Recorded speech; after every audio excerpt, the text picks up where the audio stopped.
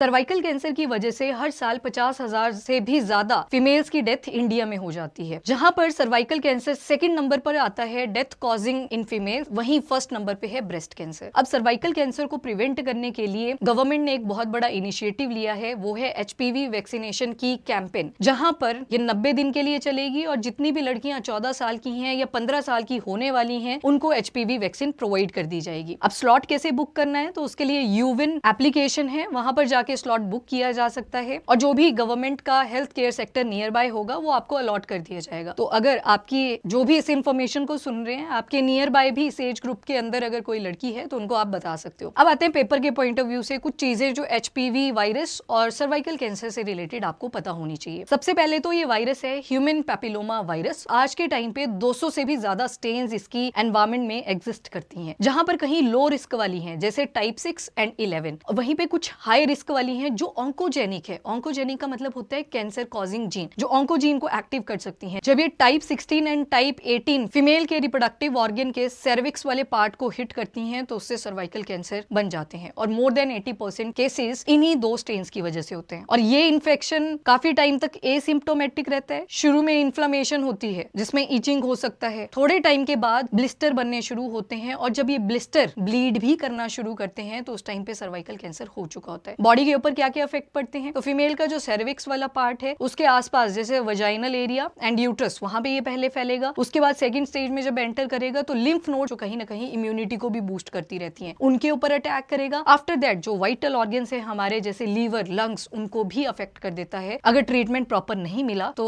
Females की death हो जाती है। अब इसका ट्रांसमिशन मल्टीपल फैक्टर्स की वजह से हो सकता है, या तो स्किन टू स्किन कॉन्टैक्ट की वजह से या फिर कई बार अनहाइजीनिक वॉशरूम्स यूज करने से भी। अब वैक्सीन कौन सी यूज करी जाएगी, तो MSD फार्मास्यूटिकल्स जो कि US बेस्ड है, उन्होंने बनाई थी गर्डासिल। वही वाली वैक्सीन अभी यूज करी जाएगी जो इंडिया में सीरम इंस्टीट्यूट ऑफ इंडिया ने बनाई है, दैट इज सर्वावैक। उसका अभी यूसेज नहीं होगा क्योंकि वर्ल्ड हेल्थ ऑर्गेनाइजेशन ने उसे पूरी तरह से अप्रूवल नहीं दिया हुआ है। बाद में शायद जब कैंपेन्स करी जाए तो उस केस में फिर सर्वावैक भी यूज हो सकती है। अर्ली एज में HPV वैक्सीन क्यों इंपॉर्टेंट होती है, तो इसमें अभी प्री सेक्सुअल एक्टिविटी का फेज चला होता है, तो वहां पे इस इन्फेक्शन के फैलने के चांसेस कम होते हैं और इससे हर्ड इम्यूनिटी भी डेवलप होती है। हर्ड इम्यूनिटी का मतलब होता है कि जब आपने 70% फीमेल्स को वैक्सीनेट कर दिया तो 30% खुद ही इम्यूनाइज हो जाती हैं, क्योंकि उस वायरस की इन्फेस्टेशन उतनी ज्यादा नहीं रहती। स्वीडन की स्टडी ने बताया कि अगर वैक्सीनेशन प्रॉपर्ली प्रोवाइड कर दी जाए 88% केसेस सर्वाइकल कैंसर के कम हो जाते हैं। अब ऐसा नहीं है कि HPV वैक्सीन का प्रोग्राम पहली बार इंडिया में चल रहा है, इससे पहले सिक्किम, पंजाब, यहाँ पे भी बहुत ज्यादा कवरेज HPV वैक्सीन की करी गई थी। अब आप मुझे बताओ कि HPV अवेयरनेस डे कब सेलिब्रेट करा जाता है।